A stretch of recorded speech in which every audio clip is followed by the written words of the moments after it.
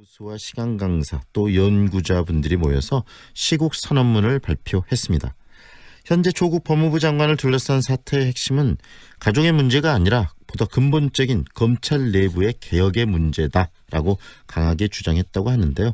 이 모임의 대변인을 맡고 있는 김동규 동명대학교 광고홍보학과 교수 연결해서 시국 선언에 담은 내용 그리고 현재 이 우리 대한민국의 상황에 대한 교수분들의 입장과 생각을 듣도록 하겠습니다. 안녕하세요, 교수님. 네, 안녕하세요. 네, 시국 선언문을 발표하게 된 배경부터 이야기를 해주시겠습니까? 예, 지난 2달 가까이 조국 법무부 장관 가족을 둘러싸고 아주 심각한 만연상에 가까운 어떤 이런 사태가 진행되었는데요. 네. 그런데 오히려 가장 심각한 문제는 막강한 무소불위의 권력을 휘두르는 이 통제받지 않는 권력, 검찰에 대한 개혁인데요.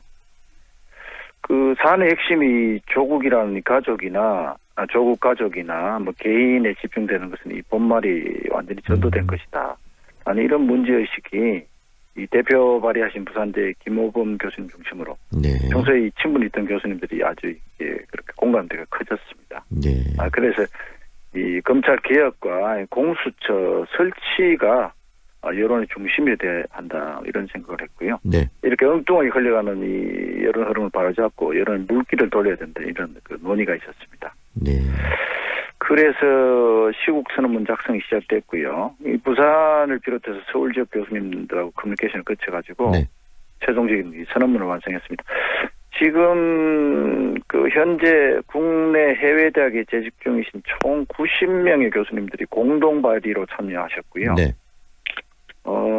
9월 21일 토요일 오후 6시부터 온라인으로 이 서명을 받기 시작했습니다. 네.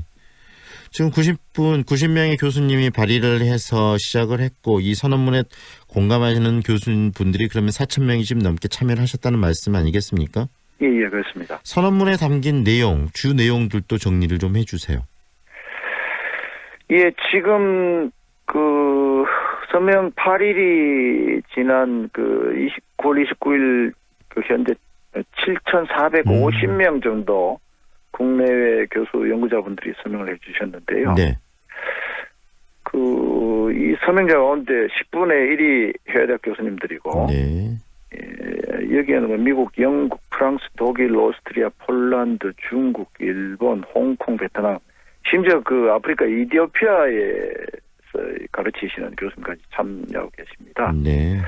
그래서 그건 저희들이 발표하는 선언문에 대해서 이 공감이 단순히 한국을 넘어서서 아주 전 세계적인 차원에서 아주 넓게 한국인들에게 퍼져 있다는 거라고 증명이 되는데요. 주말과의 휴일을 넘기면서 7,000명까지 이렇게 늘어났다는 게 바로 그런 부분을 반증하는 거 아니겠습니까? 네, 그렇습니다. 이 선언문에는 한마디로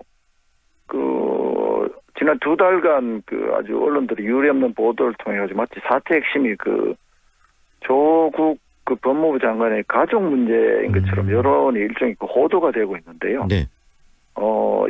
이건 바로 잡아야 한다라고 그렇게 생각합니다. 이 제목 자체가 지금 중요한 것은 검찰 개혁이다 이렇게 적었듯이요. 네. 지금과 같은 현상은 이 검찰이 불쏘시개를 제공하고 보수 언론들이 기름을 붓고 적폐야당이 이제 불길 앞에서 칼춤을 추는 격이다. 저희들은 이렇게 주장했고요. 네.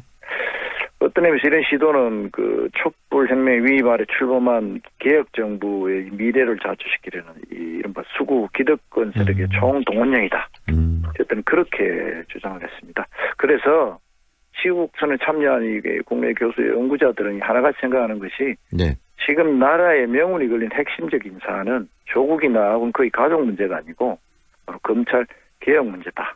이렇게 저희들은 주장하고 있습니다. 그런데 검찰이 이렇게 강력하게 조국 가족에 대해서 수사를 강화하는 그 이유는 어디에 있다고 보십니까? 그 부분은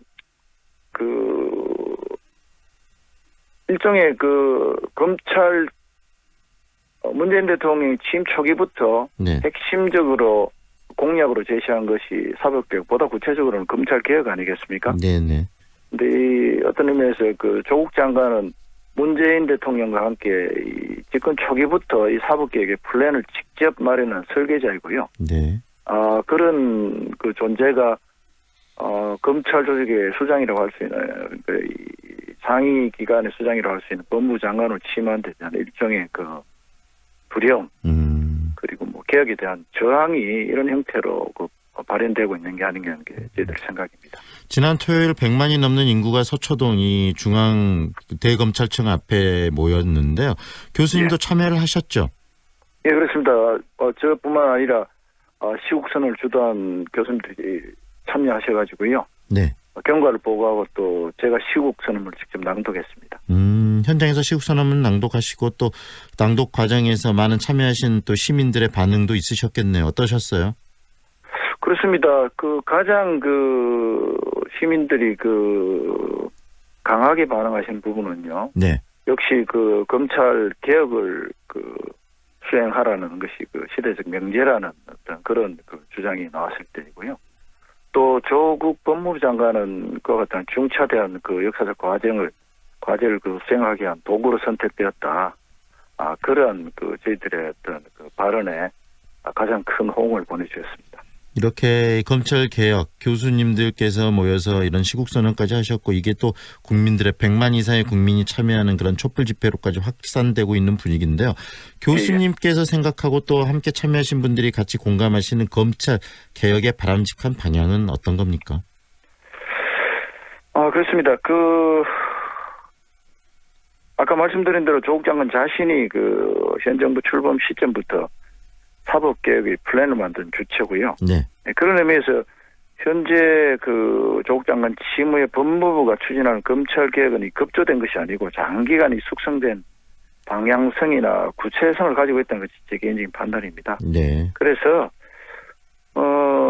저희들이 시국선언서에서 강조했듯이 검찰의 독점 권력을 혁파하기 위해서 강력한 내부개혁을 실시하라 이렇게 얘기했는데요. 네. 바로 이것이 이제 현재 법무부 장관 지휘아래 어떤 수립한 플랜을 차근차근 그리고 강력히 실시하라는 요청하고 같은 말이라고 저는 생각하고요. 네.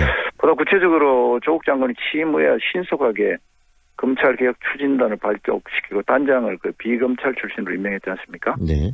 예, 여기서 나오는 세부 내용이 앞으로 곧 이 검찰개혁의 청사진이 될 거라고 봅니다. 예를 들어서 이런 개혁 추진단의 정책 실행과 동시에 법무부가 검찰에 대한 인사권이나 예산권 이런 것을 보다 적극적으로 행사하는 검찰의 문민화가 장기적인 개혁 방향이 되어야 되지 않겠는가 그렇게 생각하고요. 네. 이 과정에서 이제 물론 조국 장관이 과거의 권위주의 정권 시절의 상명하복이 아니고 개혁 대상인 검찰 조직의 목소리를 겸허하고 민주적으로 반영하도록 그런 절차적 유연성을 보여야 할 것 같습니다. 네. 윤석열 총장은 100만 이상이 참여한 촛불 집회 이후에 검찰 개혁을 위한 국민의 뜻과 국민의 국회의 결정을 검찰은 충실히 받들고 실현하겠다, 최선을 다하겠다는 입장과 함께 수사도 계속하겠다라는 입장도 밝히고 했는데요. 윤석열 네네. 총장의 입장에 대해서는 어떤 생각이 드십니까? 윤 총장이 당위론적인 그런 발언을 내놓은 것 같고요. 문제는 네. 그러한 레토릭이 중요한 것이 아니고 국민 여망을 또 100만 이상의 시민들이 모여서 요청하는 그런 국민 여론의 어떤 흐름을 직접적으로 수사 절차에 반영하는 것이 중요하겠죠. 네. 그렇게 생각합니다. 지난 금요일 4,000명, 주말을 넘기고 휴일을 넘기면서 7,000명까지 시국선언 교수님이 그것도 세계적으로 여러 곳에서 지금 참여하고 있다는 말씀도 하셨는데 앞으로 네네. 이 시국선언 교수님들의 계획도 있으실 것 같습니다. 관련해서 한 말씀 해 주시죠. 예, 26일에 아까 말씀드린 대로 시국선언 발표와 기자회견을 부산에서 했는데요. 네. 그 이후에도 1,200분 이상의 교수 연구자분들이 계속 서명에 참여해 주시고 있습니다. 그리고 이 교수 연구자 시국선언이 이제 언론 통해서 알려지고 난 후부터 공동 발의하신 교수님의 이메일 핸드폰으로도 서명에 계속 참여하고 싶다, 방법을 알려달라는 연락이 계속되고 있습니다. 저희들은 이 시국선언 서명을 위한 웹사이트를 계속 운영할 거고요. 네.